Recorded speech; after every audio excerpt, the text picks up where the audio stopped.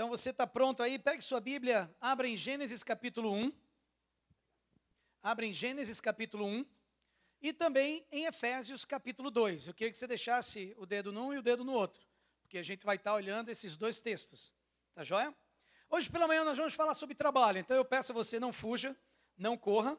Sei que o tema ele às vezes pega a gente de jeito, né? Mas vai ser um bom papo sobre o trabalho. Mas antes eu queria fazer um exercício com você. Você já parou para pensar quantas horas você tem no seu dia?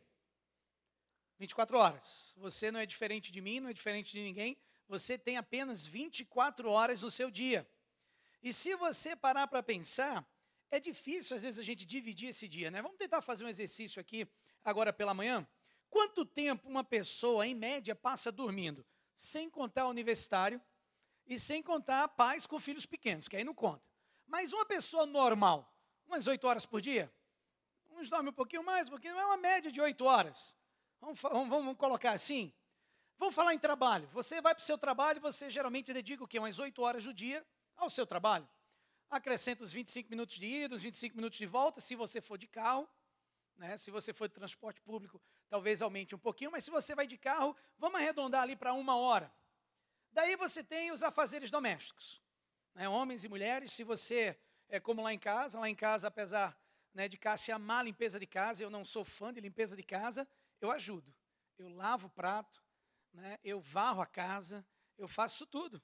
Né? Faz parte do nosso trabalho em casa. Né? E se você coloca esse negócio de limpar a casa, de lavar prato, de limpar o quarto, se você tem quintal, aí vai para o quintal, você no mínimo ali vai gastar umas 2 horas arredondando para baixo. Arredondando para baixo. Agora, se você soma tudo isso que a gente falou até agora, você tem mais ou menos umas 4 horas sobrando no seu dia. Agora, estatísticas dizem, e estudos dizem, que o brasileiro, ele gasta uma média de 4 horas na frente da televisão. Então, acabou o seu dia. Aí foram as 24 horas que você tinha no seu dia. Mas o que eu gostaria de chamar a atenção para você aqui agora é o seguinte: se nós pudermos juntar tudo aquilo que se assemelha ou que a gente considera trabalho, como por exemplo, se considerarmos o trabalho em si, né, se considerarmos os exercícios, que a gente nem contou os exercícios, você faz academia, caminha 1 hora ali também, né? Mas se a gente considerar isso, os exercícios que você faz, o deslocamento de ir de volta para o trabalho, né, se colocarmos as tarefas de casa, se nós usarmos essa definição para trabalho, você gasta metade do dia fazendo isso, trabalhando. Metade do seu dia é com trabalho. Os sociólogos, eles têm falado que ao longo de toda uma vida, considerando os finais de semana, considerando a tua aposentadoria, considerando as férias, o ser humano gasta 1/3 de sua vida fazendo o quê? Trabalhando. Isso se arredondarmos para baixo. Ou seja, o trabalho, ele devora a nossa vida. Ou parte dela, pelo menos. Ou seja, nós seres humanos temos que lidar com esse negócio de trabalho. E existem 2 caminhos que a sociedade hoje tem usado para lidar com essa situação. A primeira é que tem aqueles que consideram o trabalho uma maldição. O trabalho é uma desgraça. O trabalho é uma maldição. Eu acordo cedo, para as 8 da manhã estar no trabalho, passo o dia no trabalho fazendo o quê? Contando as horas para sair dele. Eu tenho dificuldade com o trabalho, eu não gosto do meu trabalho, eu odeio o meu trabalho. Tem muita gente assim, Só que tem um outro grupo que considera o trabalho um Deus. Você faz parte desse grupo? É onde você procura significado, satisfação para a sua vida. O trabalho é onde você obtém identidade. O trabalho é onde você melhora a sua autoestima, é onde você valida a sua existência. O trabalho é onde você adora. Tem gente que adora no trabalho. Ou seja, no trabalho faz sacrifícios. Não são bem aqueles sacrifícios que nós gostaríamos, mas faz sacrifícios. Porque geralmente o sacrifício você sacrifica o tempo, a energia, você sacrifica a saúde, sacrifica os filhos, sacrifica o casamento, sacrifica os relacionamentos, sacrifica tudo em prol do seu trabalho. Ou seja, para alguns, trabalho é uma maldição. Para outros, o trabalho é um Deus. Só que eu gostaria de ver o que a Bíblia nos ensina sobre isso, o que ela nos traz em relação ao trabalho. Daí você vai lá para Gênesis capítulo 1. Você já está com ele marcado aí. Gênesis 1, né? O Senhor começa a palavra dizendo: no princípio, Deus criou os céus e a terra. No princípio, Deus criou os céus e a terra. O primeiro vislumbre que temos de Deus, o que é que ele está fazendo? Trabalhando. Deus está trabalhando, Ele está criando, Ele está projetando, Ele está inventando, Ele está esculpindo, Ele está moldando o mundo. Por quê? Porque Deus é um trabalhador. Esta é a linha de abertura que nós temos nas Escrituras. Deus criou, Deus trabalhando. Agora olha o versículo 26. Então disse Deus: façamos o homem à nossa imagem, conforme a nossa semelhança. Domine ele sobre os peixes do mar, sobre as aves do céu, sobre os grandes animais de toda a terra e sobre todos os pequenos animais que se movem rente ao chão. Ou seja, domine. A palavra domine vem do hebraico hadá, que significa reinar, governar, obter ou exercer domínio sobre. Ou seja, é uma linguagem, inclusive, real. É uma linguagem de rei. O ser humano é o rei do mundo, governa, reina sobre a criação. Olha o versículo 27. Criou Deus o homem à sua imagem, a imagem de Deus o criou, homem e mulher os criou. Ou seja, o versículo 27 é um poema hebraico. E o que ele está querendo dizer é que Deus criou homens e mulheres como parceiros, para que trabalhassem juntos como reis e rainhas que governavam ou que governam a terra. E em seguida Deus faz o quê? Deus os abençoa. Primeira coisa que Deus faz é abençoar. Por quê? Porque Deus é assim. Ele abençoou o seu povo naquilo para qual o povo tinha sido criado. Deus não é o Deus que alguns pensam que tem aquele estereótipo, né, irritado, mal-humorado. E não, a primeira coisa que Deus faz é abençoar. E qual é a bênção? Olha o texto: sejam férteis e multipliquem-se. Esse é outro sermão, não dá para trabalhar nele agora. Né? Mas ele diz: encham e subjuguem a terra. E aí ele repete, olha só: dominem sobre os peixes do mar, sobre as aves do céu e sobre todos os animais que se movem pela terra. Subjugar. Palavra kabash, que significa, sabe o que, queridos? Mais uma vez, encha, subjugue. E ele diz assim: mexa com a terra, prospere dela ou por ela. A ideia que o autor traz aqui é que essa bênção é uma bênção humana. Ele disse: encha a terra, subjugue, mexa, tire proveito da criação, reine, sejam reis e rainhas sobre a terra. Agora, olha o capítulo 2, vira uma página. Capítulo 2, versículo 15. O Senhor, Deus, colocou o homem no jardim do Éden para cuidar dele, e cultivá-lo.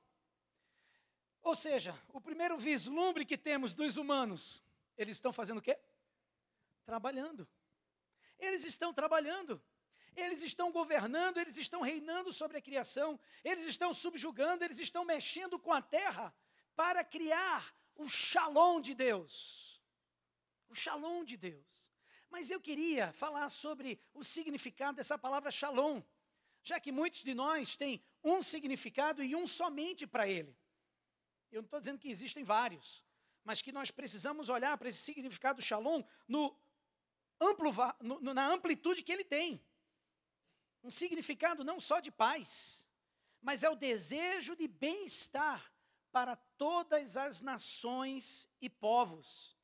O desejo de bem-estar para todas as nações e povos. Ou seja, eles estão trabalhando no jardim, eles estão cultivando no jardim, cuidando dele, mas eles estão criando um espaço para que os seres humanos floresçam na presença de Deus. O shalom de Deus para aquele povo. Então, você ainda se pergunta, para que nós fomos criados? Olha só, no capítulo 1, fazendo um resumão, está dizendo: vamos fazer a humanidade em nossa imagem para que eles possam governar. Essa é a ideia. Você foi feito para trabalhar. Por mais que você ache que não. De manhã cedo você diz: não, eu não fui criado para isso. Mas fui. A Bíblia nos ensina isso. Fomos criados, está no nosso DNA. É fundamental para a sua e para a minha humanidade. Gente, dois cabras se encontram. Qual é a primeira pergunta que a gente faz um para o outro? O que é que você faz? Você trabalha com o quê? Tem um mito no meio cristão, na igreja do Senhor, de que é mais importante o que eu sou do que o que eu faço. É crucial saber quem eu sou, óbvio. A gente entende isso. Mas é verdade, mas é mentiroso pensar que o que eu faço não é importante. O que eu faço é muito importante. E olha aqui, ó, eu vou lhe dizer o porquê. O que você faz como trabalhador é fundamental para o seu papel como portador da imagem de Deus. De novo, o que você faz como trabalhador é fundamental para o seu papel como portador da imagem de Deus. É por isso que desemprego é doloroso. Não é porque simplesmente eu não estou fazendo grana, eu não estou pagando as contas. Não, mas é porque está indo de encontro àquilo para o qual eu fui criado. É por isso que as pessoas, às vezes, odeiam seus empregos. É fruto do pecado. E precisamos olhar para os nossos corações dessa forma. Geralmente, essas pessoas que não curtem o trabalho são miseráveis. Pessoas que param de trabalhar são miseráveis. É por isso que algumas pessoas se aposentam cedo e se tornam aquelas pessoas. Você conhece aquele aposentado? Só graça. Aquele da misericórdia. O cara é mal-humorado, ranzinza, chato. Porque não entendeu que mesmo tendo deixado o seu emprego, ele não para de trabalhar. Porque ele foi criado para isso. Está no DNA, como nós falamos. Quando você para de trabalhar, eu não digo ter emprego, de trabalhar, você para de criar shalom, que é o que está no seu DNA. Portanto, nós não nos sentimos seres humanos como deveríamos, porque foi para isso que fomos criados. Se você está acordado hoje pela manhã, se você está vivo, saiba, você foi criado para trabalhar. E a primeira bênção na história é o trabalho. Então esse clichê de que trabalho é uma maldição por causa do pecado é falso. É falso. Há um montão de bênçãos que Deus derramou sobre o povo e que registrou nas Escrituras. Mas a primeira bênção de Deus foi: trabalhe, subjugue, mexa, governe, reine, cuide do jardim. Eu criei você para trabalhar.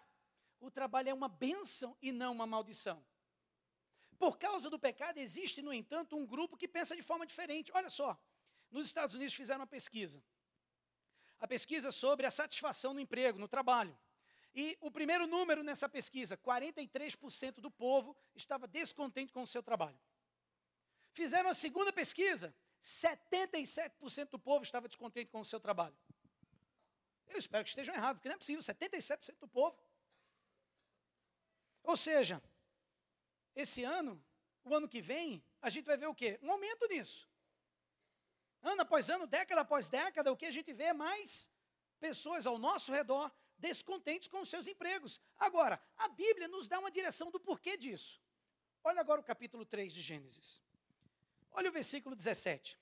Você conhece a história, eu vou só rapidinho passar por ela, mas você sabe, Adão e Eva estão no jardim, você tem o pecado, e aí você tem as consequências. Observe o que acontece com Adão depois que ele faz o que ele fez ali naquela situação. Deus disse, olha lá, 17. Visto que você deu ouvidos à sua mulher e comeu do fruto da árvore da qual eu lhe ordenara que não comesse,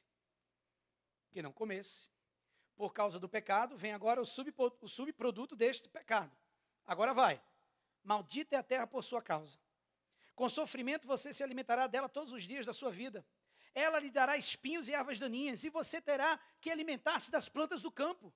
Com o suor do seu rosto você comerá o seu pão, até que volte à terra, visto que dela foi tirado, porque você é pó, e ao pó voltará. Deus amaldiçoou a terra, Deus amaldiçoou o relacionamento humano com a terra. A bênção foi que os seres humanos foram feitos à imagem de Deus para dominar a terra, subjugar a terra, levar o projeto de criação à frente. O que acontece agora? A maldição entra e esse papel se torna difícil. Agora é um trabalho doloroso, não é verdade? Agora existem espinhos, ervas daninhas. Agora existe o suor na testa, as bolhas nas mãos, existe a dor nas costas, e existe aí Tilenol, ibuprofeno, e a coisa começa a ser ampliada. Existe o sindicato dos trabalhadores, seguro-desemprego, férias. Na linguagem de Gênesis 3, o que ele está dizendo é, o trabalho agora é doloroso. A bênção é amaldiçoada. E o ser humano precisa ser salvo dela. Adão precisava ser posto de volta no relacionamento correto com o Criador e precisava, de volta, ser levado a um relacionamento correto com o jardim, com o trabalho. Ele precisava voltar porque ele estava separado. Ele estava de fora. Ele não mais participava do lugar onde florescia, onde se tinha um shalom na presença de Deus. E isso não é tudo, meus queridos. Ele precisava voltar ao relacionamento correto com a criação, com o Deus Criador em primeiro lugar, com a criação e com o trabalho. E com o trabalho. Ele tinha sido feito por Deus para governar. Adão foi feito para isso. Você foi feito para isso. E por causa da quebra dessa situação, quando o pecado chegou, precisamos sim de salvação. Por isso que Jesus veio. E Jesus veio como ser humano. Ele não veio como uma nuvem, ele não veio como fogo, ele veio como ser humano. Por quê? Porque ele precisava fazer aquilo que Adão deveria ter feito. Ele precisava fazer aquilo que a humanidade deveria ter feito. Dominar sobre a terra. E agora trazer-nos a este local, onde poderíamos novamente corrigir o percurso e entendermos para o que realmente fomos criados. Criados para o trabalho. Agora olha Efésios capítulo 2. Vira um pouquinho lá. Vamos olhar Efésios capítulo 2. O livro de Efésios foi escrito por Paulo, a igreja em Éfeso. E não só o capítulo 2, mas todo o livro de Efésios, ele pincela, ele menciona sobre isso.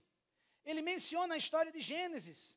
Ele fala sobre a criação, ele fala sobre a queda, ele fala sobre o pecado. Ele fala à luz de Cristo, sobre a interação que existe entre a salvação e o trabalho. Vamos separar 3 versículos. Vamos olhar 2 primeiro. Olha lá Efésios 2, 8 e 9. Muito conhecido, muitos sabemos de cor e salteado, pregamos já nesse versículo, usamos para levar alguém ao conhecimento do Senhor, para apresentar essa graça do nosso Deus. E o texto diz, pois vocês são salvos pela graça por meio da fé, e isso não vem de vocês, é dom de Deus, não por obras, para que ninguém se glorie. Legal, né? Nós estamos hiperfocados, meus queridos, nos versículos 8 e 9. Esse é um versículo que ele está no nosso foco dia e noite. Significa que a gente não consegue caminhar para além deles, para entender o que é que em Efésios ainda fala sobre trabalho. Nós somos igreja, sim. Somos o povo da graça, sim. A salvação da graça através da fé, não pelas obras, sim. É isso aí. Onde é que está falando de trabalho por enquanto? Em nenhum lugar. Mas Paulo não fala de uma forma genérica. Ele agora é muito específico. Ele está falando nesse texto aqui, dos versículos 8 e 9, sobre como você é salvo. Sobre como colocar você de volta no relacionamento correto com Deus. Ele diz, olha, gente, escuta aí, 110% de graça. Ou seja, a palavra presente, de graça. Não tem mérito seu, ganho seu, nada, é de graça, é dado. Não é porque você vai para a igreja, não é porque você entrega seu dízimo, não é porque você é moral, não. É 110% de graça. Presente por fé, não por obras. Mas está aí, onde é que está o problema? Aqui está o problema. Esse é o fim do pensamento de Paulo? Não, não para por aí. O pensamento dele tem vivido uma ruptura, justamente no versículo 9. Olha só, pois vocês são salvos pela graça, por meio da fé, isto não vem de vocês, é dom de Deus, não por obras, para que ninguém se glorie. Ou seja, não é o fim da linha de pensamento de Paulo. Veja o que Paulo escreve no versículo 10. Olha o versículo 10.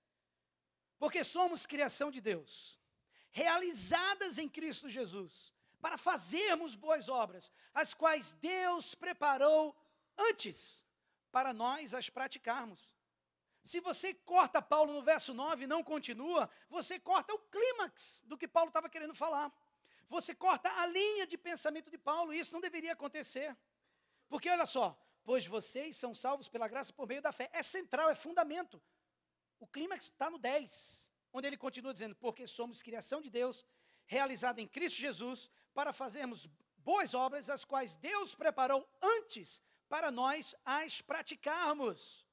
Obra, do grego poema, de onde vem poesia, referência a Gênesis 1, 27, lembra da história lá?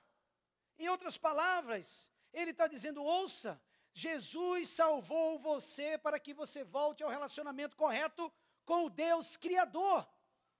e volte ao trabalho. E volte ao trabalho. E ele faz essa declaração impressionante, que existem boas obras, e elas foram preparadas antecipadamente para que possamos exercê-la, vivê-la, cumpri-la. Boas obras, duas palavrinhas tão complicadinhas nos dias de hoje, não é verdade? Vamos olhar um pouquinho elas. Boas obras ou trabalho, quais são as boas obras? Eu procurei três definições que eu achei muito legal, e muito legais, e elas dizem assim: o Jerry Brashear, ele é chefe do departamento de teologia do Western Seminary, e ele escreve assim: o trabalho, as boas obras, é a graciosa expressão da energia criativa de Jeová, ao serviço de outros para criar shalom. Olha a palavrinha de novo, shalom. John Stott escreve o seguinte: o gasto de energia, manual, mental ou ambos, ao serviço dos outros, traz satisfação ao trabalhador, beneficia a comunidade e glorifica a Deus. Dorothy Sayers, ela diz assim: o trabalho deve de fato ser pensado como uma atividade criativa, empreendida pelo amor, presta atenção, do trabalho em si. E esse homem feito à imagem de Deus deve fazer as coisas como Deus as faz, porque devemos fazer bem uma coisa que vale a pena fazer. Gente, que definição! Por que nós devemos nos envolver nessa atividade criativa empreendida pelo amor ao trabalho em si? Por quê?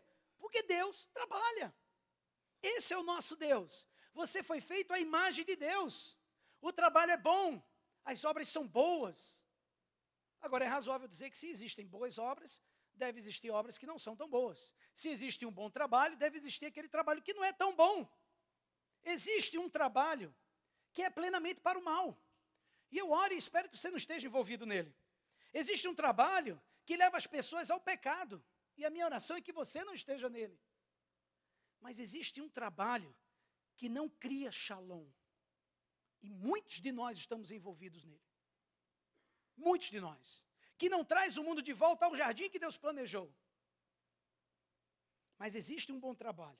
Isso é que Paulo está dizendo. No texto, Paulo diz, falando de bom trabalho, né, trabalho a serviço dos outros, trabalho para criar shalom, ele diz assim: trabalhe para fazer bem uma coisa que vale a pena fazer. Por quê? Porque existem boas obras que Deus preparou antecipadamente para cada um de nós. Os teólogos chamam isso de vocação. Esse tipo de trabalho, esse tipo de ideia é vocação. Uma palavra que nós precisamos restaurar. Agora, olha só, olhando para a definição de John Stott, que eu achei fenomenal, uma vocação é um trabalho que se adapta a você, que ajuda os outros e que glorifica a Deus.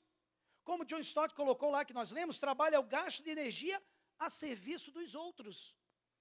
E você sabia que a Bíblia é um dos únicos livros que celebra o trabalho manual, que celebra o trabalho mental, os dois? Em primeiro lugar, a Bíblia celebra o trabalho que se adapta a você. Isso significa que você gosta do trabalho. Isso não quer dizer que seja um paraíso na terra, porque não é, você sabe disso. Tem os espinhos, tem as ervas daninhas, mas você gosta, você se encaixa nele, faz sentido com a tua personalidade, faz sentido com o teu DNA, com o que você é bom, com os seus talentos, com a sua educação, a sua história familiar, o seu treinamento. Sim, é o trabalho que se adapta a você, mas também é um trabalho que ajuda os outros, que está a serviço dos outros. É um trabalho que cria shalom, que cria um mundo onde os seres humanos podem prosperar e onde os seres humanos podem viver na presença de Deus. Observe quão amplo é a definição. Você não precisa ser médico, advogado ou juiz. Não que não precisemos destes, precisamos. Mas você pode trabalhar em qualquer lugar. E você pode estar ajudando a criar um mundo onde os seres humanos prosperam. Prosperam. Isso não significa que se você é um dentista, você faz obturação, joga um papelzinho ali dentro do dente, né, com João 3,16 e coloca ali em cima. Não, não é isso. Não é isso. A ideia não é essa. Significa que você trabalha, preste atenção no que eu vou te dizer, significa que você trabalha para remodelar o mundo, de uma maneira que as pessoas vejam a presença e a beleza de Deus. Porque quando o mundo funciona como Deus pretendia lá no início, gente, é maravilhoso. Esse foi o mundo que Deus criou. É o mundo que Deus pretendia que hoje fosse. E que nós fazemos parte nesse processo de restauração dele. Vocação, trabalho que se encaixa com você, que ajuda os outros e que glorifica a Deus. Às vezes não é a mesma coisa que trabalho. Por quê? Por exemplo, nós temos mães aqui, não é verdade? Mães que estão em casa com seus filhos, cuidando dos filhos da casa. Não trabalham fora, trabalham dentro. E como trabalham? E eu imagino como deve ser para vocês mulheres ouvirem. O que é que você faz? Você trabalha fora, em algum lugar? Estou em casa. Como se não precisasse de cérebro, de energia, de força, de tenacidade, para que aquilo acontecesse. Você que é estudante, tem vários estudantes aqui. Se você está no ensino fundamental, médio, superior, pós, você ali está cumprindo a vocação que Deus lhe chamou para cumprir. Ali é o seu trabalho. Não, pastor, eu estou no ensino médio, cara. Não, biologia é o seu trabalho, é a sua vocação. Estou vendo curso superior, filosofia é a sua vocação. Você foi chamado para isso, meu irmão. Você precisa ver que o aprendizado, como a sua vocação, como o seu chamado, como o seu trabalho, faz com que você se dedique em cada classe, em cada teste, em cada livro. Sabe por quê? Olha aqui para mim, sabe por quê? Você mãe que está em casa, você estudante, né, de algum nível, deixa eu dizer para você, você não está somente estudando para obter um diploma. Você está aprendendo a criar shalom no mundo. Essa é a tua razão de ser. É para isso que você está sendo preparado. E é muito fácil a gente confundir essas duas coisas. Porque, olha, pessoas chamadas são aquelas pessoas que fazem coisas espirituais, né? São os pastores, os missionários. Ou seja, eu tenho que pelo menos trabalhar numa ONG, para poder ter alguma coisinha ali de espiritual. Ou seja, quem trabalha em banco não é vocacionado? Você sabia que 99% de vocês vão cumprir o chamado de Deus, a vocação de Deus para vocês lá fora, e não aqui dentro, lá fora. 99% de vocês, aqui dentro vocês são alimentados, preparados, capacitados para serem enviados. Acontece fora das paredes da igreja. Lembra do sal e luz? Na metáfora ali no Sermão do Monte? O que acontece? O que acontece naquele momento? Ele diz assim, olha, o sal é apenas bom quando espalhado. É apenas bom quando espalhado por toda a cidade, em todo o mundo. Ou seja, o sal, por se dizer, você, para 99% de vocês, vai ser justamente isso. Ser um mecânico, ser um barista, ser um vendedor, ser um advogado, um juiz, um médico, um político, um designer, um professor. Não tem ideia do que Deus tem para você. Mas o que quer que Deus tenha, você precisa cumprir isso como a vocação de Deus para a tua vida. Agora, lógico, quando eu penso em boas obras, na minha cabeça, o que é que vem em primeiro lugar? Vem a equipe pastoral da igreja. É a primeira coisa que me vem à cabeça. Né? E eu sou pastor e estou falando sobre esse assunto. Mas é a primeira coisa que me vem. Por quê? Somos treinados a pensar assim. Agora, olha para Efésios 2. Eu vou falar isso com muito cuidado e muita sabedoria, porque o mestre não o mestre dos mestres, mas o nosso mestre, pastor Zacarias, escritor de teologia sistemática, está aqui bem no meio, olhando para mim. Mas tem algum lugar no capítulo 2 onde fala a definição de boas obras? Você está vendo em algum lugar? Você está vendo aí? Boas obras, desde quando é ensinar a Bíblia, desde quando é pregar o Evangelho, desde quando é orar? Está escrito em algum lugar aí? Será que um arquiteto pode estar exercendo boas obras? Será que alguém que está, talvez como um comerciante, está fazendo boas obras? Será que aquela pessoa que está cortando a grama está exercendo boas obras? Nós temos várias pessoas aqui que têm seus empregos, alguns empresários, algumas pessoas na profissão pública, né, no trabalho público. E assim como eu exerço a minha vocação ao pregar, ao pastorear, você exerce a sua vocação ao estar numa audiência, ao estar no consultório, ao estar na loja vendendo, ao estar na sala de aula ensinando, ao estar...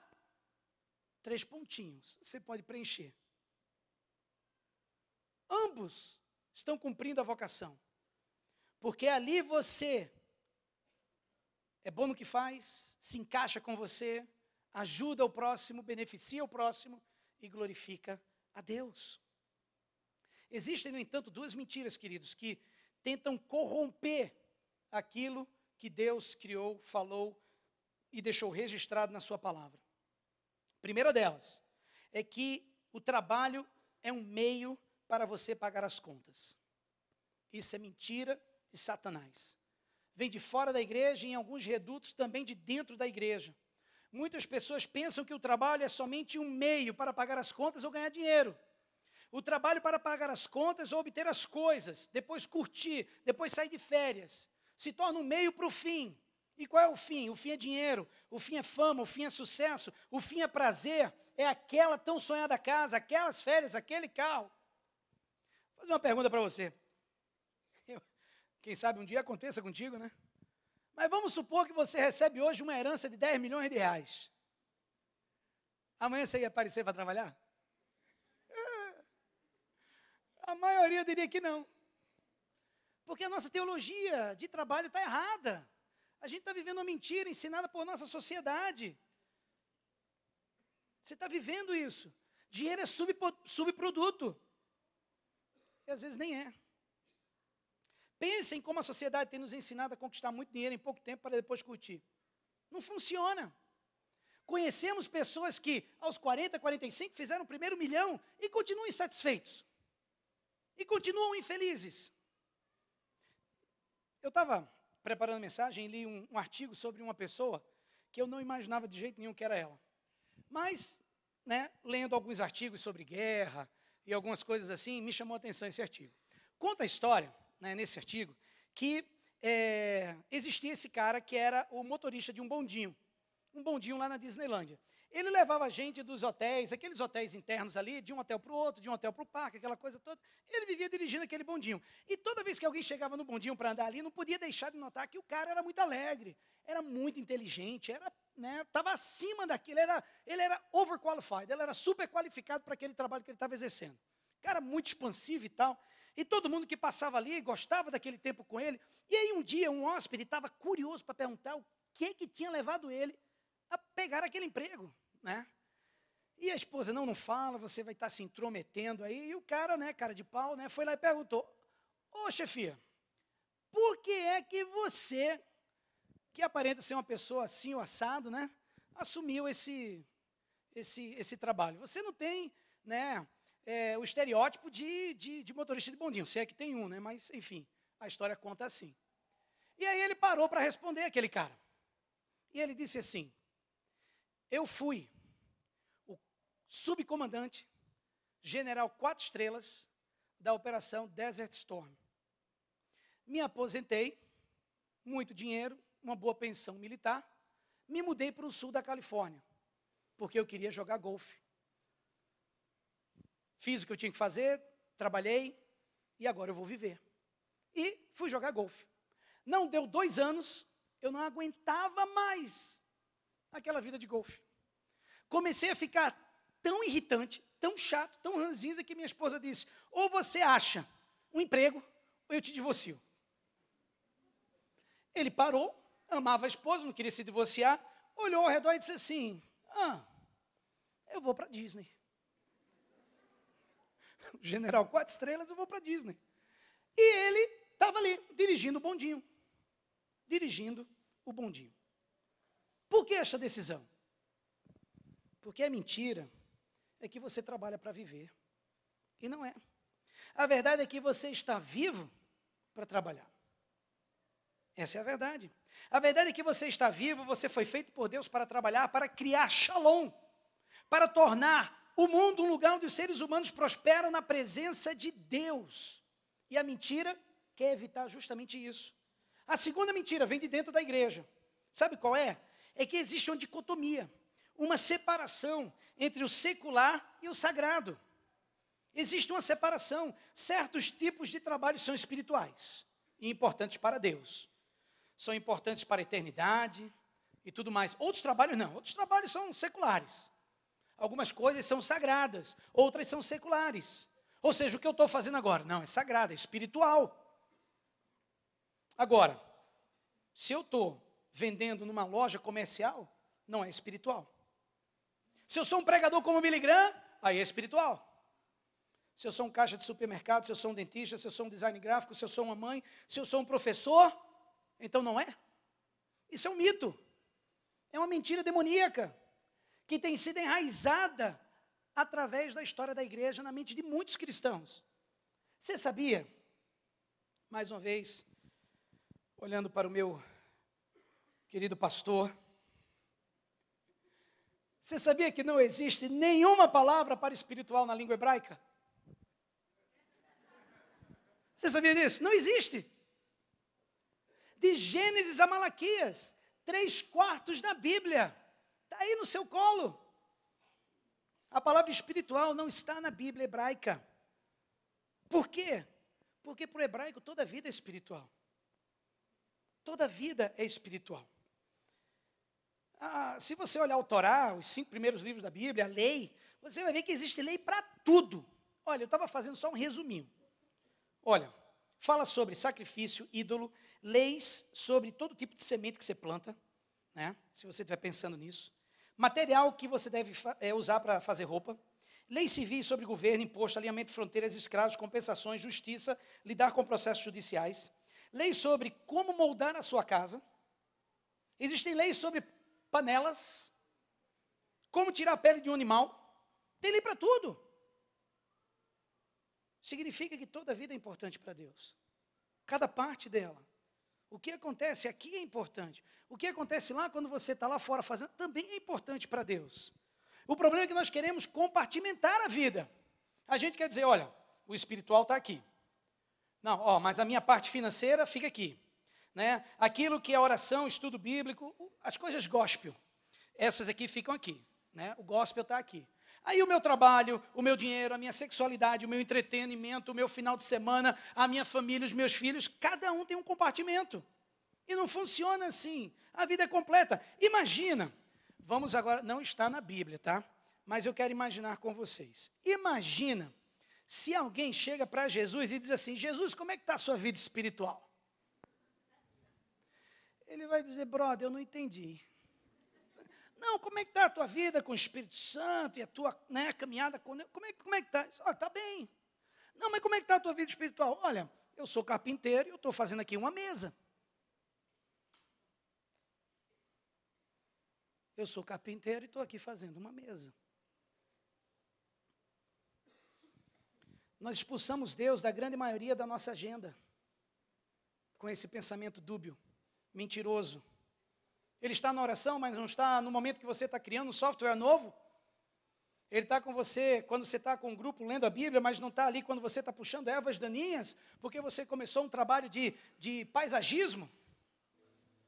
Ele está com você quando você está na hora do almoço orando, mas não está com você quando você sai dali e vai terminar de construir uma parede porque você é mestre de obras. Isso é errado. Temos que envolver Deus em tudo na nossa vida. Porque somos 100% chamado para a vida. No dia a dia, na segunda-feira ali, quando você faz compras, quando estiver pegando as crianças na escola, cantando no chuveiro, quando estiver correndo, dormindo, quando estiver assistindo TV, quando estiver lavando a louça, colocando os filhos na cama. Deus se importa com todos esses momentos. Você sabe que eu sou pastor, eu absolutamente amo o meu trabalho, não é que seja um mar de rosas, tem com certeza ervas daninhas, tem espinhos, mas eu amo o que faço. E uma das coisas que me deixa mais, eu diria assim, animado, vibrante, é quando alguém vem e conhece a Jesus como seu salvador pessoal, e a sua vida é transformada. Só que aí, ao olhar para essa pessoa e vê-la caminhando e crescendo com Deus, indo para a EBD e aprendendo do Senhor e lendo a palavra, a pessoa começa a dizer, eu quero mudar a vida, eu quero mudar a história, eu quero mudar isso, eu quero mudar aquilo, eu quero que a minha vida seja relevante. E aí o que é que ela diz? Eu preciso ir para o seminário. Não entendeu nada. Falhamos no processo de ensino. Eu não estou dizendo que não existem vocacionados, como eu, para o pastorado. Como alguns, o Rodrigo eu vi aqui em algum lugar, para missões. E tantos outros. Mas precisamos nos adequar àquilo que fazemos. Servir ao próximo e glorificar a Deus. Isso é o que vale a pena. Eu fico pensando, será que Jesus nunca trabalhou por dinheiro? Será que Jesus fazia trabalho tudo pro bono? Não, Jesus chegava e dizia assim, oi, brother, essa mesa aqui custa quinhentão. Vai levar? Era o trabalho dele. Ele era carpinteiro. Jesus cobrava pelas mesas que fazia. Ser um bancário, ser uma mãe, ser um militar, deve fazer com que você coloque o seu coração ali, ou qualquer outra coisa, e entenda que aquilo foi o chamado de Deus para a sua vida. Aquilo importa. Servir a Jesus lá. Jesus não quer que você trabalhe necessariamente aqui na igreja. Ele quer que você trabalhe lá fora. Ele quer ir com você a cada minuto de cada dia para o mundo. Ele quer abrir os seus olhos. Ele quer que toda a sua vida seja espiritual. Porque tudo na vida é importante para Deus.